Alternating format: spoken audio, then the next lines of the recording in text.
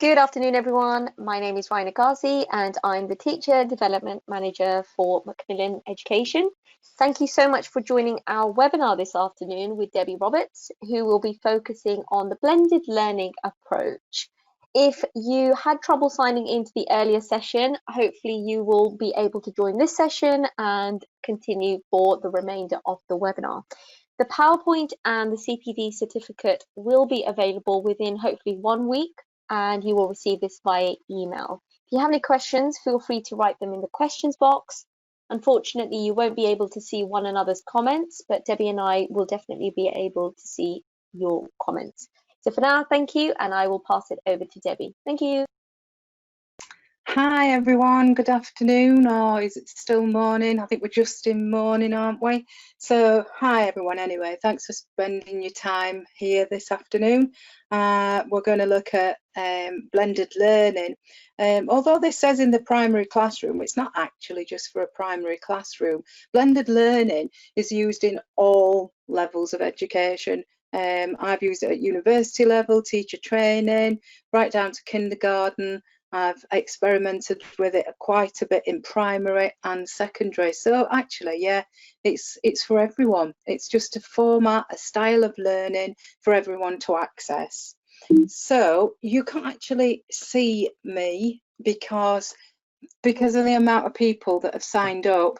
It does actually affect the way that the presentation runs. So I thought you'd rather see the PowerPoint slides and see me, but you can hear my voice, and I will be looking at the questions as much as I can, but it is quite distracting. So I'm sorry if I don't answer all of them as we're going along, but I will try to. So good morning to the people that have already said that. And let's have a look at the objectives for this. I was going to say lesson, but it's not a lesson, is it? It's actually a CPD session. It's just that we can't see each other.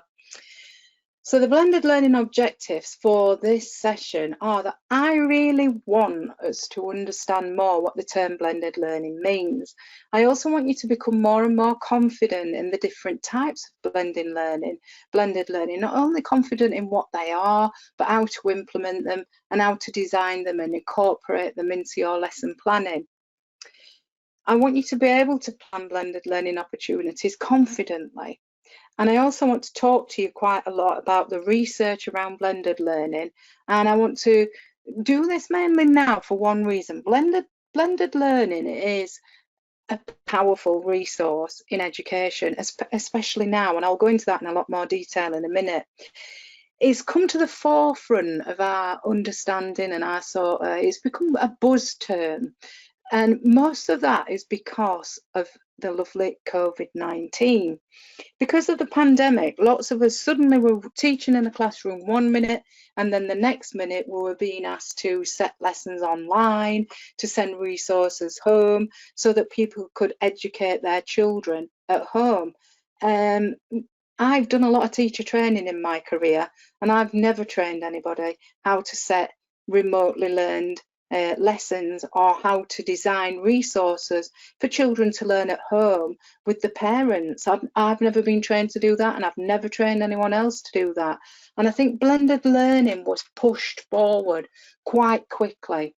And what I want to make clear to you is that it is just a style of teaching. That's all it is. It's just a style. And we'll unpick lots of different things.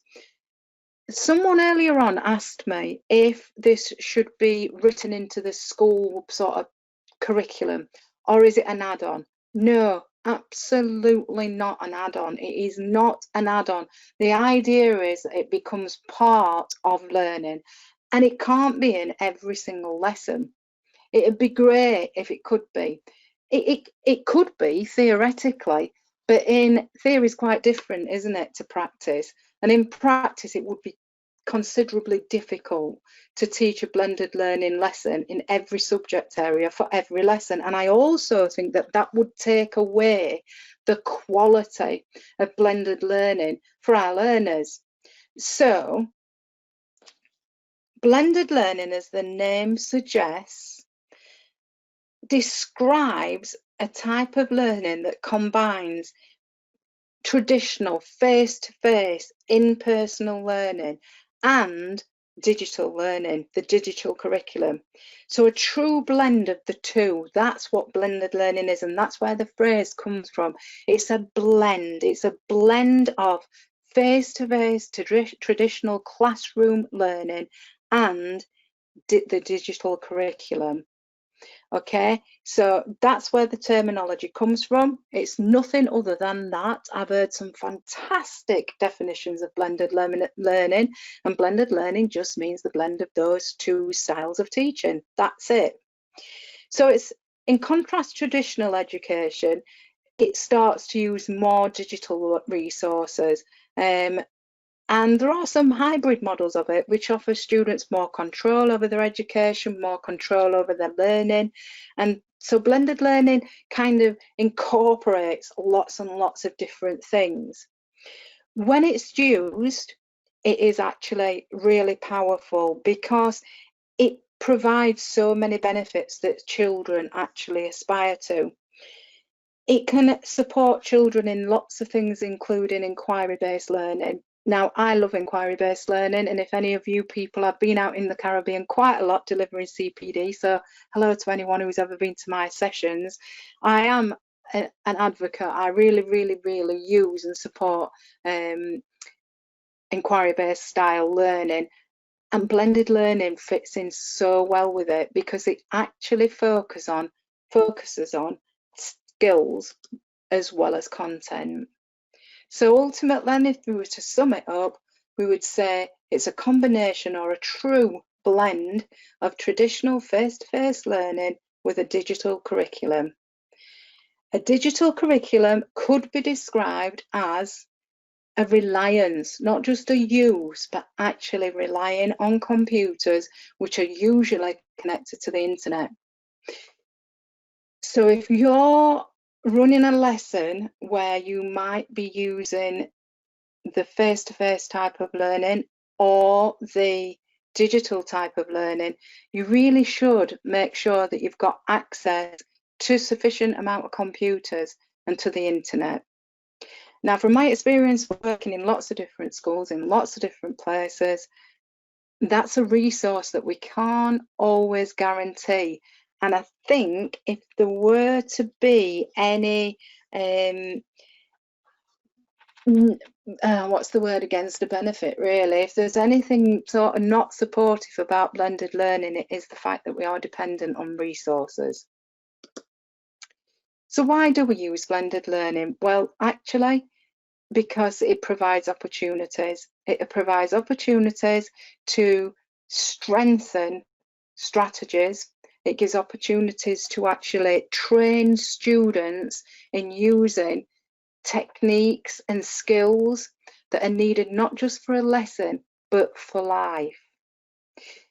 We're working with students who are very tech savvy. They know how to work a smartphone. My friend's 3-year-old can do more on my iPhone than I can. And this is the kind of environment that we're living in. Students are very, very good with technology. And so why don't we utilize that? Why don't we use the idea that students are very good at using technology and bring that into the classroom? So when students are happy and engaged and stimulated, the evidence tells us, and the evidence shows as we collect more and more data, that if we can engage our students, they will learn to a much deeper level because they themselves are applying themselves to the learning. The learning is not being done to them, it's being done with them. And the content might be exactly the same as a traditional face-to-face lesson. It's the fact that they're using technology, they're using these models to actually learn, they're using and blending with the digital curriculum. So basically what we're saying, this is not directed at science, math, English, any other subject area. It's designed to encapsulate and to work cross-curricular with all subject areas with a good lean on the digital curriculum. So why bother planning blended learning lessons? A planned blended learning lesson promotes inquiry-based learning skills. Now, if you teach a child or a student a piece of content, that content might have gone out of date by the end of their time at school. So if you were to teach a student about, I don't know, a map of the world with different names of countries, flags, currencies, by the end of their time at school, it could well have changed. That happened to me. I learned loads of things about different countries. I was interested in travel. None of it is relevant anymore. We don't have that many different currencies anymore. We don't call countries the same what we used to call them. And so that really is not very useful. But learning the skills of actually, okay, so how can I revise this? How can I learn this? How can I problem solve this? How can I work with this person who I don't really get on with? How can I collaborate with this group of people when they live here and I live here? So the skills remain with us for the rest of our lives. And that's why I like blended learning, because it uses their engagement and the understanding and the inspiration, and it combines that with training in skills, lifelong skills. So in a true blended learning lesson, students take total responsibility for their own learning. This might also include managing their time. So in true blended learning, outcomes will be set. Whether those outcomes are set by the teacher, by the student, or by the teacher and the student, the outcomes will be set at the onset. And then the student is responsible for meeting those outcomes. So they take responsibility for their own learning and their time management in that learning. That is a key skill. Somebody said to me, yes, but you can't do that in primary school. Well, I'm sorry, but yes, you can, because I've done it and I've trialed it and I've trained teachers to carry just that out. And it does work in primary schools. And it also works with the oldest student I ever taught, who was in his 70s doing a master's degree. So yes, it does work, but you have to train them. You have to train yourself and you have to train the students to be responsible. The time is more flexible because you've got a goal and an end goal to work to, but you're not saying you've got to have done this today, you've got to have done this tomorrow. You're saying next week or next month, this must be completed. And so if we were in a situation as I was in a classroom at 2 o'clock, and by 3 o'clock, all the children had been sent home to work from home indefinitely in isolation. That wouldn't matter if you'd planned a blended learning lesson, because they simply would take up the task that they're working on at home. So in effect, what it means is the lessons, the learners, so long as they can get in contact with a computer and the internet, actually the learning never stops for anything. The learning can take place on holiday, at home, in the classroom, at lunchtime, wherever they can access the internet. So the objectives are shared, but they're not always designed and dictated by the teacher. They can be, and that's fine. But eventually, we'd like it so that students can actually develop their own objectives and design their own outcomes to meet the objectives. So the outcomes are improved according to research when students are involved in the design of the objectives and the objectives are shared. The outcomes will be improved significantly. So the actual outcome of the learning journey is improved massively. And that's what we're in education for. So the result of blended learning is a more flexible learning environment in the classroom, outside, at home, that can easily adapt to any immediate changes or any changes in structure, routines. It can adapt very easily. And then you get that consistency and that comfort of knowing, okay, I'm not in school today, but I know what I'm doing and I can get on with it. And that gives children and students a lot of comfort. The learning becomes accessible to all, and it is also personal to all because they're responsible for it and they're driving it. Now, I can tell you now that there are hundreds of types of blended learning. If you look on the internet, there are absolutely hundreds that are quoted. And I think that lends itself to a lot of the confusion and a lot of the misunderstanding of what blended learning is. I mean, I will keep summing this up as we go, but blended learning is the blend of physical, face-to-face, traditional, whatever you want to call it, face-to-face learning in the classroom, and digital curriculum. That's what it is. The benefits to students have told us, and the research tells us, Aston and Helms study tells us that the connection in blended learning environment, there's a connection, the students actually connect to it. They enjoyed the online communication through a blended learning environment. They had the confidence to access the digital learning because they'd had the face-to-face learning. They knew that if they needed face-to-face traditional learning, they could lean on that if they needed to. And so it gave them a lot of confidence. They were using a learning platform that they were comfortable with. They were learning using digital resources that they are very skilled at using, but yet they were able to back that up with a more traditional, more familiar kind of learning in the classroom. They said that they had easy access to their learning. So if they were not doing much one weekend and they saw something that reminded them of some task that they were working on, they could actually access it and work on it. And they really enjoyed the fact that they could do that. How many times as a professional have you not planned to work on a Sunday afternoon, but something happens and you just think, oh yeah, and you're inspired to actually work on that. And then that resource or whatever you're working on is actually really good because you're inspired. Well, blended learning gives that magic to students as well. It gives them that access and that choice to work when they want to work. It also boosts these skills. Children and students could actually recognize that they were developing a toolkit.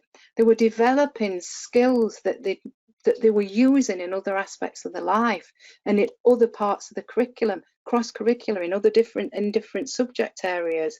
But the most important thing on assessment, the retention was enhanced by quite a lot. So students were retaining the information. They were using the information at a deeper intellectual level. They were retaining it and they were using it in different situations. So they were actually using it in new situations, which is synthesis of learning. If you think back to Bloom's taxonomy, that's right at the top. That's right at the top of the pyramid. It's one of the top skills, and it's one that we expect students to use who are going into much higher advanced education. As an educator, our job is to prepare our students for the next stage. We don't know what the next stage is if they're at the last stage in their education because technology and science are moving at a rapid rate. We don't know what their jobs will look like. We don't know what subject content that they'll need. Will they need to know about the global warming? Will they need to know how to apply an equation to a problem? We don't know because technology is advancing faster than our imagination at the moment. But what we do know is that they will need the skills. They will need the skills to work in any environment. And the skills that we can promote through blended learning are collaboration, communication, problem solving, independence, resourcefulness, research, and responsibility, being responsible for their own learning. Okay, ooh, something strange happened there. So there are not just 12. So if you're looking at this PowerPoint later on and you decide to research something online, it might actually show you that there are different kinds of blended learning types we've not actually talked about. And that's because I'm talking about the 12 accepted ones. In fact, a year ago, I would have talked to you about 4, because I'm sure you'll see when we work through that the 12 common types, actually, there's a lot of grey area, and a lot of the types actually blend into other types. And sometimes it's really difficult to decide what type the blended learning is. My advice to you would be, because I work a lot in computer education as well, and so does my son, so we have some debates about things like this, and there are some of these types that we can't quite agree on because they're so close. My advice would be, personally, I don't care what the types are. I don't care what they're called. I don't care what title they've got. It's the ethos behind blended learning that matters. It's the fact that they're learning skills in an environment that they find interesting, inspiring, and engaging. That's the beauty of it. And please hold on to that and don't lose it. Don't lose it amongst all these types and names and all these words that surround it. It has become a buzz term, and so when things become a buzz term, you get lots and lots of people throwing in their opinion. But I'm just telling you, based on the research, the people who actually came up with blended learning, this was their thinking behind it. So it could be argued that there are thousands, it could be argued that there are hundreds, varying by content scale, the use of technology, the learning spaces, whether they're at home, whether they're not at home. It really is a technicality. So implementing blended learning into a classroom, we're using it as a strategy. It involves, it says courses, I would say more like tasks. It involves activities and tasks that nicely integrate online with face-to-face activities. In a nutshell, that's it. That's it, so we'll all go home. No, we better look a bit deeper. It could be activities or tasks that are taught both in the classroom, that could be said as face-to-face, or at a distance. And that at a distance could be online. It could be using resources and research online, or when it gets quite powerful, really, is when the students can communicate with each other online.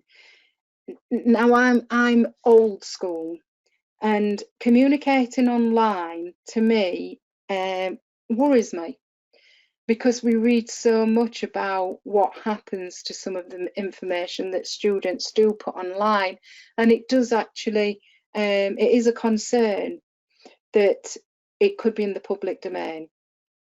Now, let's avoid that then. Let's not avoid the students communicating with each other online. Let's make it safe. And there are ways to make it safe. So I'm not very technological, I admit that, even though I can teach computer science quite well and computing as well, but I'm not great at all this social media and things because I'm a bit reserved about it. But I've worked in schools where, don't ask me how, but I'm sure you'll know somebody who does know how, they've managed to set up private protected Facebook accounts where students can communicate and send each other information. They've got an email system that's set up in school that's safe and it's monitored and that members of staff are responsible for, and all the students have an email address. Some schools, especially a couple of primary schools, have set up an emailing system where the teacher emails parents and she sends information to the parent filters that down to the student, and then the reverse of that, the parent emails the teacher. That worked really, really well during our isolation because it was easy to set up. and it's quite safe. So if you can come up with something like that, Twitter, whatever you've got available to you, it really is great. If the students might be working at home in their living room, in their kitchen, but they're communicating, they're actually working and collaborating with somebody who might live miles away, who's equally sat at home.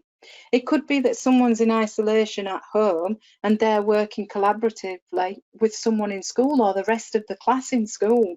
It can be that sophisticated if you've got the confidence really and the experience to be able to set that up. But I say this every time and I always will. If you're not 100% sure that what you're doing is safe, don't do it. Don't do it. It really isn't worth it. Just don't bother. Make sure, get permission and make sure it's okay. But there are very safe ways of communicating at a distance. So if we mix and combine instructional technology with actual physical hands-on activities, we can create a harmonious, effective learning and working. I really like that because the feedback from the students is it's comfortable, it's flexible, I'm not under any pressure, I'm in control, this is my idea, I'm part of this learning, and I really like that. And I think that's lovely that students feel that this learning environment is good and it's safe and it's engaging and they enjoy it, and therefore they get that deeper intellectual level. So we're combining teachers with traditional teaching. This is often referred to as reverse teaching, flip teaching, or backwards classroom, or even reverse instruction. We're going to unpick some of these because actually the blended learning, what's described in point 4, actually covers 3 or 4 different types of blended learning. So we will unpick those a little bit more as we go along. This is one that's really just a modernisation of quite an old technique that's been used in classrooms for quite a few years. Station rotation blended learning. I like station rotation blended learning because I like the idea that students can move to different stations and have a different experience, and this can be used in different ways. So if you're familiar with using a circus of activities or a carousel of activities, in this particular example, on each desk there's an example of a different material. Students physically walk round the different materials. They might look at the properties of the materials. In this case, that's what this lesson was about. And they might test the properties, or they might make some kind of suggestion or question about them. They then flip that over and they can take that information away with them, and they might start to research a more modern material that might actually replace the material that they've learnt about in the classroom, that you've put out in the classroom. To make this true blended learning, if we were together now, I'd say to you, well, in the classroom, how could that become true blended learning? If they were actually recording the findings, the questions, the properties, the tests, if they were recording it electronically on a tablet, or if there was a laptop that was available, or a computer, they might actually be able to go over to that and start completing it. The reason that's important is, oh, I'm not giving you another job to do. It's because then the students have electronically got their ideas already. So they've already started the task. They haven't got to go away and start writing it up or typing it up. They've actually made the notes as they're working through it. And so that means they're using the information better, and so therefore they should retain it more. And that's why that would be true blended learning. You could slightly flip that over into lab rotation. So the classroom rotation, station rotation, and the lab rotation are quite similar. The difference between the lab rotation is that it is only using computers. So the tasks, so the information that were in the classroom, the materials in that example, they would only be on the computers.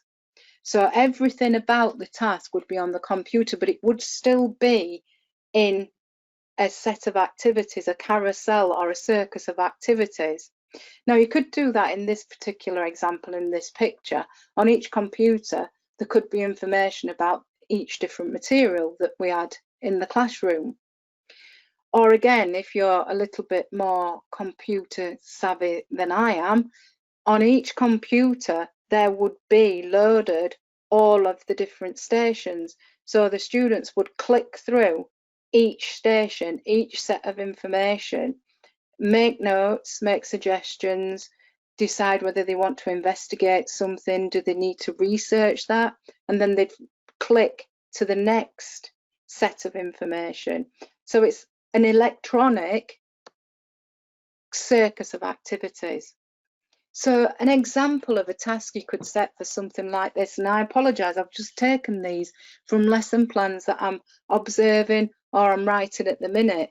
So a task for this lab rotation could be, the different tasks are based around on the computer, so it's all computerized in lab rotation. So they could find the name, so a bit of research, find the name about the person or the scientist who says that they were the first person to see a cell, and then find out what kind of equipment they'd use did they use, what kind of equipment did the first person who says that they saw a cell, what did they use, what did it look like, how did it work, when was it invented, and then the total task for that, take it away, end of the lesson, not end of the learning, take it away, and I want you to make me a timeline of how that equipment has changed since the first time somebody saw a cell to current day.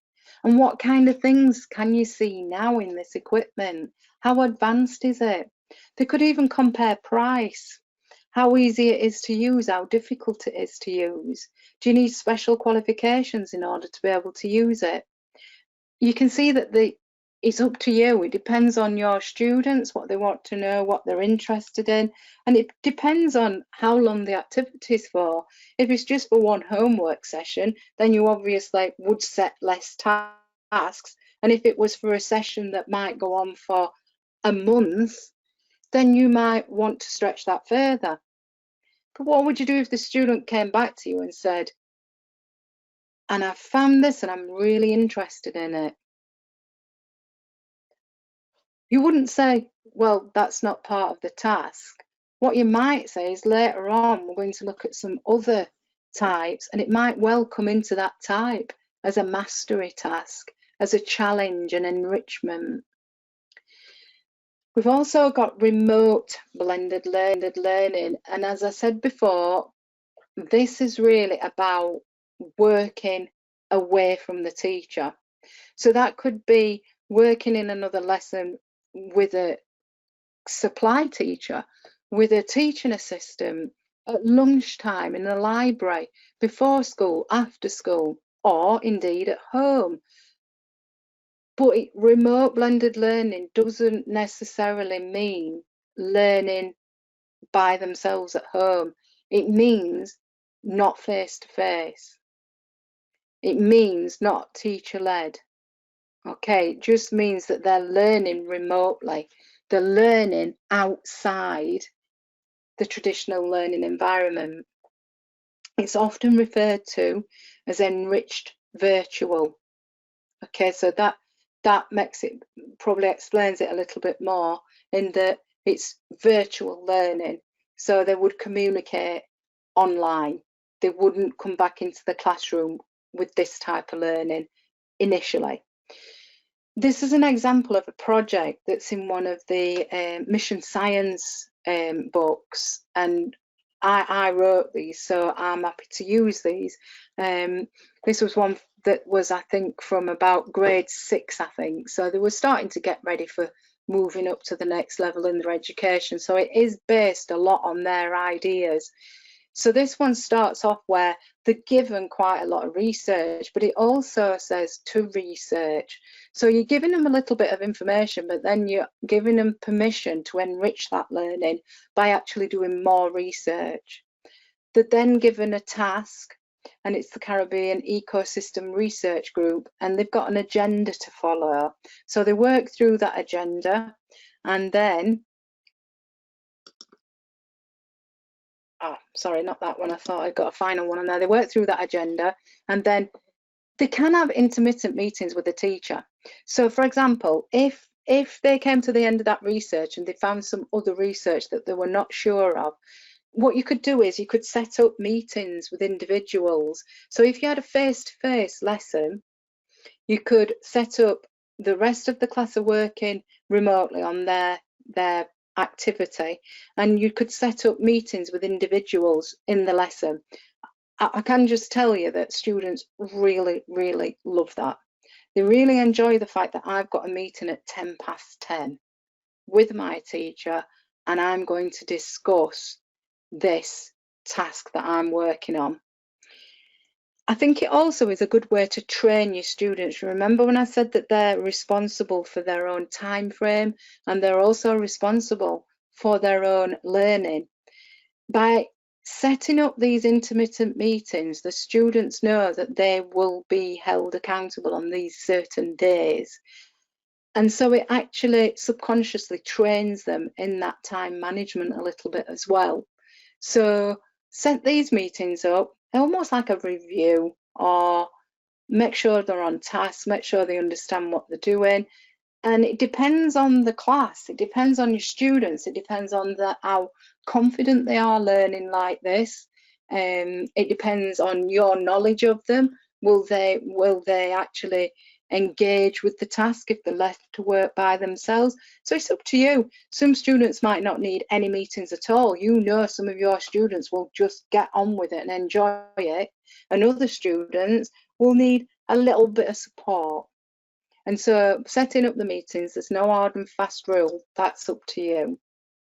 And then there's something called flex blended learning.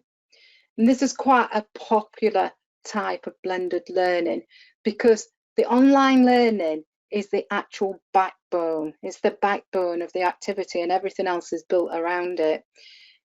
So it's combined with some offline learning, but it's very carefully planned because the structure is basically online. Okay, so the student is researching, finding out information. They might be collecting data, and they might be putting ideas forward. They could be designing things online, using online technology to do that. But occasionally you could hold a debrief where feedback's given, and this could be in school. So this could be part of the face-to-face offline learning, where you might realise that all the class are on the same activity or doing the same task, and you might think, oh gosh, there's a misconception in there, you know, and I really should address that. So you'd plan a lesson then to be a face-to-face lesson where you address a particular piece of content, and then they can go back to the backbone of the offline learning that they're actually focusing on, which is the main part of the topic or the task, but holding debrief and feedbacks and making sure everything's okay. So in this particular case, they've researched something, they're going to make something, they find out why they're making it, what's the point of it. And then what they could do is they could come back into school, and if they designed it, they could actually make it in school. So all the research, all the planning, all of the designing happens online, and then they come into the offline learning environment where they can actually attempt to construct it. Now, in this case, I will just tell you, I wrote this page, and I have tried many times to make a floating garbage can, and I have asked many people to try to make a floating garbage can, and to date I haven't got it to work yet, other than someone who was a physics specialist and actually built me this amazing system that had a pump and all sorts on it. And yes, it did filter garbage into the bin, but actually needed a battery, a motor, a pump. So yeah, if you manage it, please do let me know. I'd be very interested in that. And so this flex blended learning moves on into actually taking the floating garbage can and testing it. So it could be tested. They then put all the findings together. Did it work? Did it not work? Could they come up with any improvements? Maybe they could research it. Why did it not work? Why did it float? Why did it sink? Why didn't it attract any garbage? And then they would write this together, put it all together, working remotely again, online, and they would put all of it information together, and then they would write up the final report with the drawings and the descriptions, their explanations, and they would send it to that imaginary committee. Now, in blended learning, one of the dangers is that the students are left to their own devices and nothing ever happens with the product. Nothing happens with the outcome. It's really important that you encourage students to share what they've actually learned and share what they've actually produced. So they could come into it and come into the face-to-face learning. You could hold like an event or something where the students all bring in the final reports and you could discuss it. So they could actually be, in this case, that committee on page 84, submitting the bid to the committee, and you could set it up that the rest of the class are the committee, and would they purchase it or would they not, and why? And that's where the value of blended learning comes in, because they're actually true blending online research, online backbone of the task, but they're actually bringing it back in. And not only are they witnessing face-to-face learning, they're actually the part of face-to-face learning. They're actually presenting what their findings are to the rest of the class or the committee. Flipped classroom blended learning is one of the traditional types of blended learning. This is where students research something and then they study it, practice it in detail in school, supported by teachers and peers.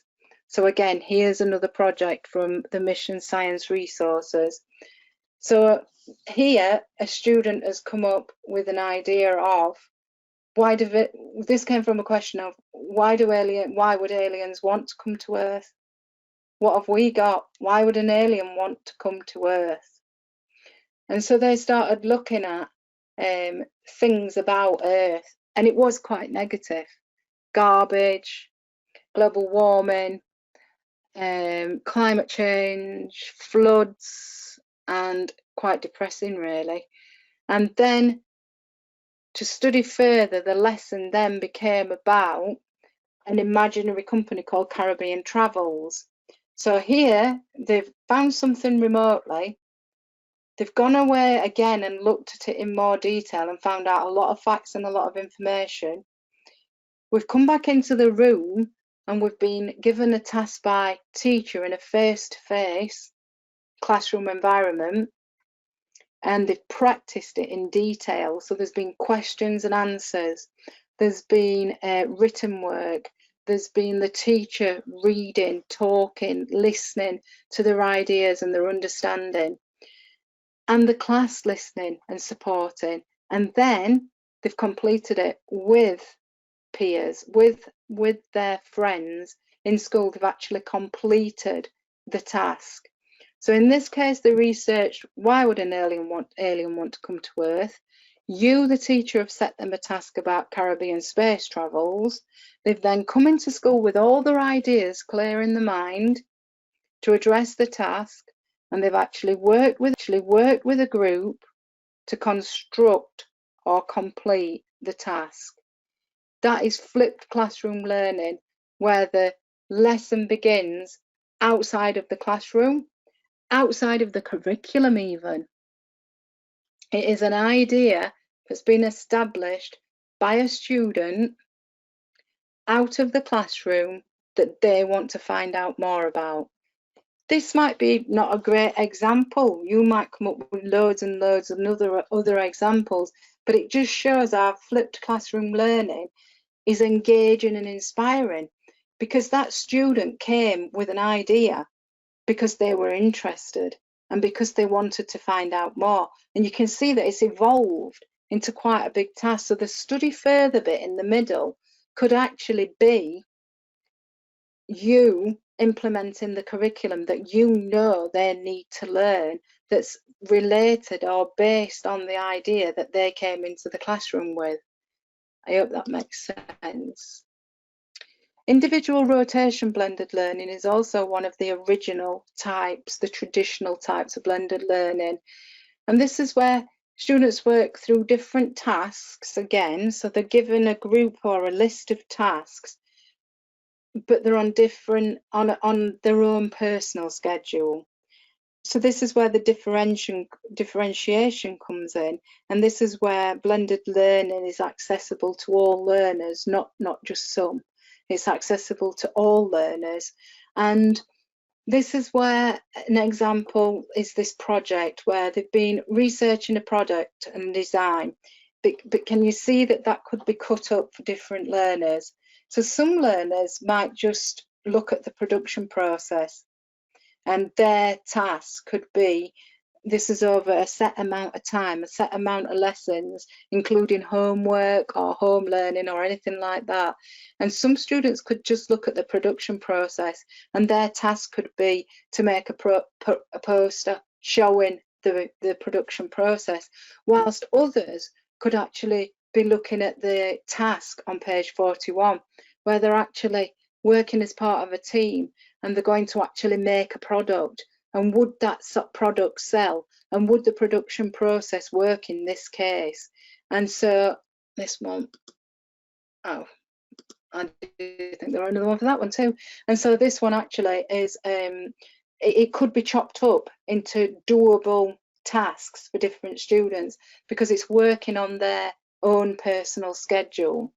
So you might have some learners that are, I've got other things to focus on, and so they might not have as much time to devote to a task like this, but you might have some that would be really inspired and engaged by it. So this one is about rotational blended learning, but it's more individualized. It's where you're starting to really differentiate, and this could be used at the beginning of training them in blended learning where they're not exactly confident to carry on and work by themselves for a long period of time.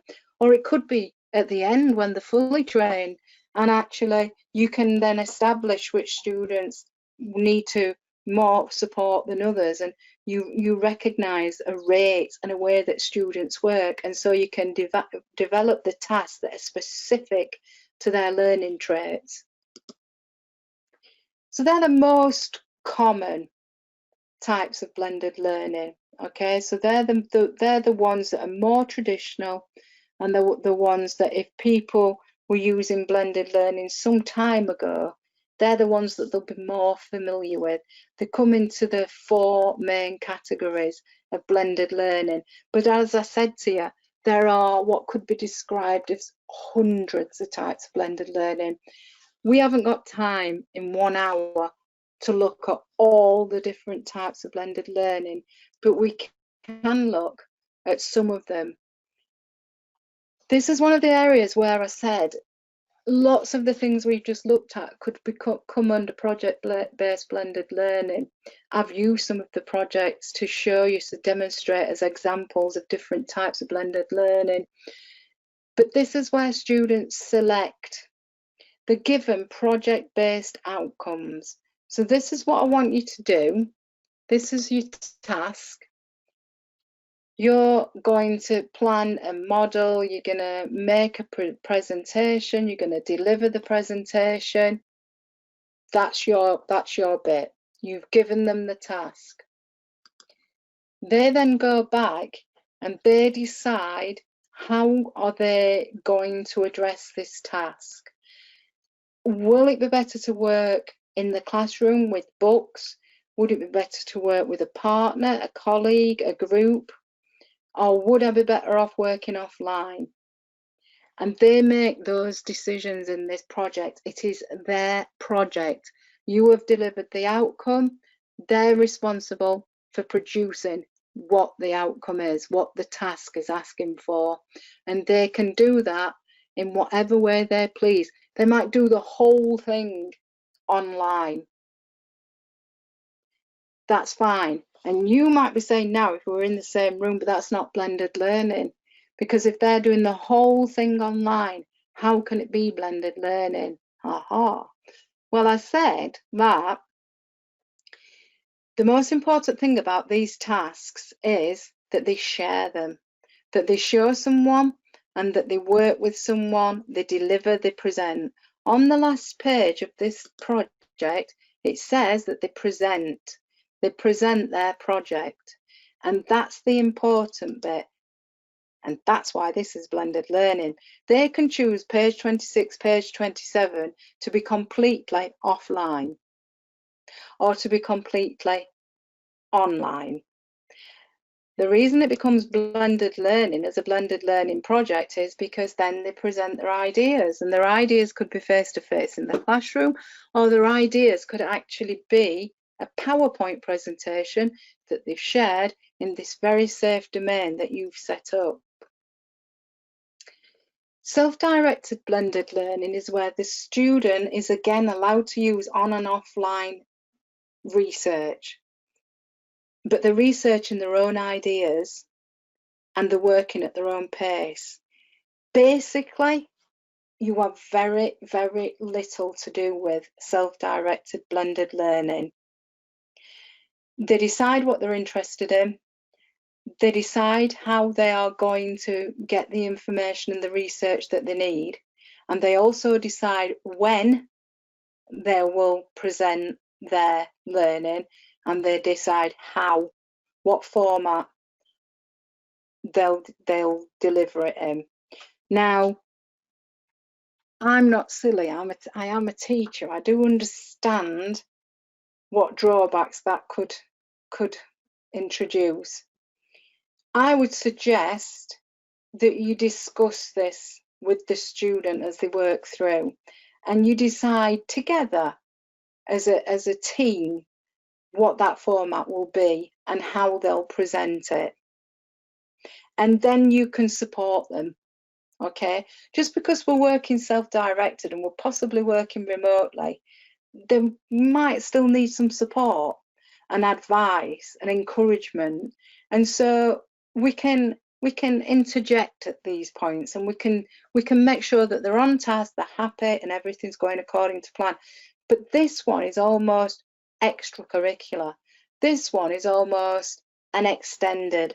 It's something challenging. It's something a bit different, where the students can really get involved in something that they're interested in, and they're given the permission to do that, which is really, really powerful, that they're actually physically given the permission and the go ahead to do something that interests them. Okay, inside out blended learning. Right, well, this one sounds a bit like it's made up, doesn't it, really? So students complete the learning directed remotely. Note it says complete. They complete the learning. So this is something that starts in a face-to-face situation. It starts in the classroom. You're teaching in a traditional manner, face-to-face. You introduce the lesson. You talk about plants and pollen tubes maybe, or how do plants reproduce, or how do we get new plants, something like that. And then the students take that away.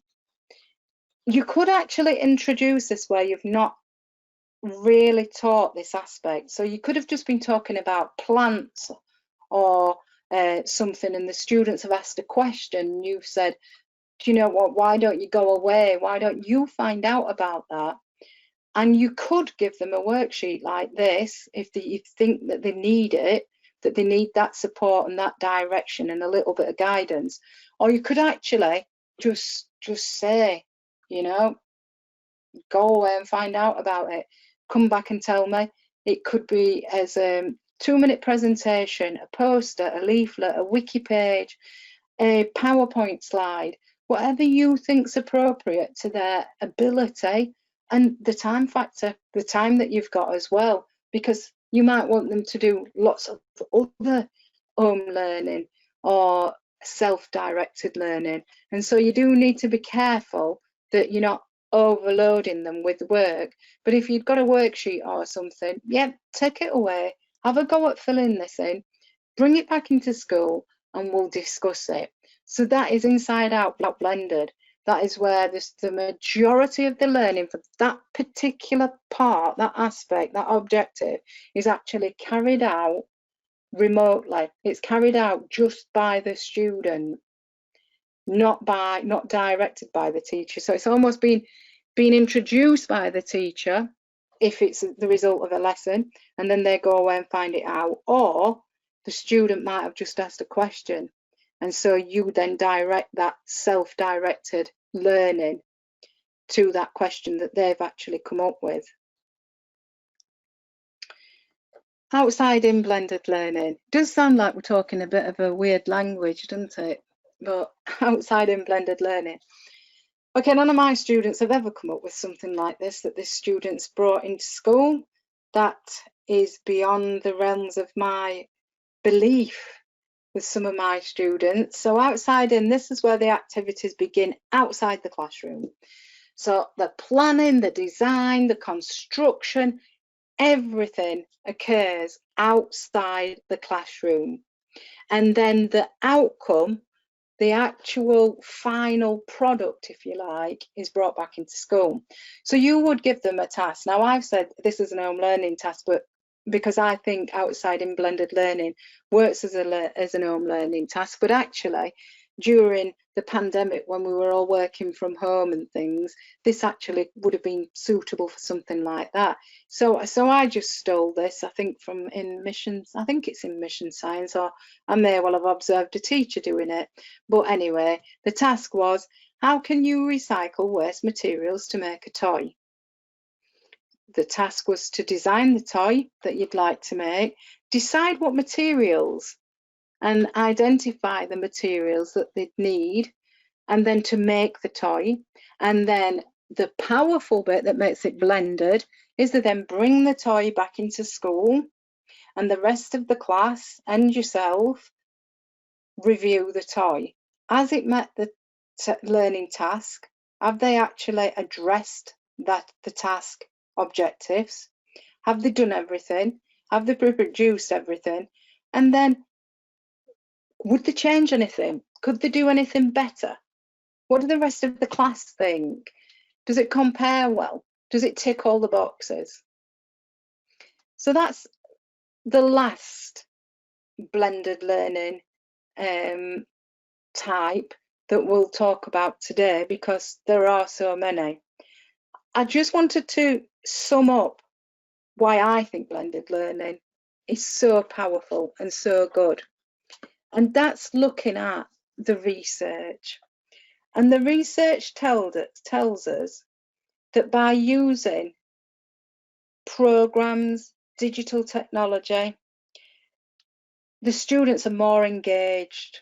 They're more engaged in the content, and they feel more relaxed because they feel that they are working at their own pace. It can promote a much deeper level of learning. It can reduce stress, not only for the students, but for the teachers. When we were returning back into school, I did a lot of research about what children thought about coming back into school. And students of all ages reported that they were stressed. So if we can reduce stress and increase student satisfaction, then teachers can become more engaged. And I think blended learning, the whole ethos behind blended learning, cannot fail to engage teachers and students in the learning. So the important features for blended learning and learning in a blended learning environment are the increased student engagement. They're interested in their learning. the enhanced teacher-student interaction. That for me is lovely. That's what I want. Children and students begin to manage their own time. They're responsible for time management. We improve student learning outcomes. Time is more flexible, so we're able to accommodate things that might change at the last minute. And it's a much more flexible teaching and learning environment in a blended learning classroom. Now, if they're the only reasons for doing and looking at and having a go at blended learning, they're the ones for me. To be engaged with learning and to be engaged with our learners. So that really is all from me. There are a couple of others, the mastery and things, but I think I talked about those earlier anyway. So I'll pass you over to Raina, and I can't thank you enough for joining me and, you know, devoting your very precious time to this. And thank you so much. And I'm just sorry we can't be face to face, but one day soon, hopefully. Thanks for listening. Perfect. Thank you so much, Debbie, for once again an engaging session. Sorry to everyone who can't see the chat box, and the interactivity is not as engaging at times because of the platform we're using, but please be assured that we are reading your comments, so we do appreciate the fact that you've given up your time to join our session. The webinar recording and the PowerPoint presentation and the CPD certificate will be available by email, hopefully within 1 week. So please look out for those in your inbox. And just again to say thank you so much to Debbie and also to our attendees for joining. We look forward to seeing you join a session soon. Take care, everyone, and see you soon. Bye. Thank you. Bye.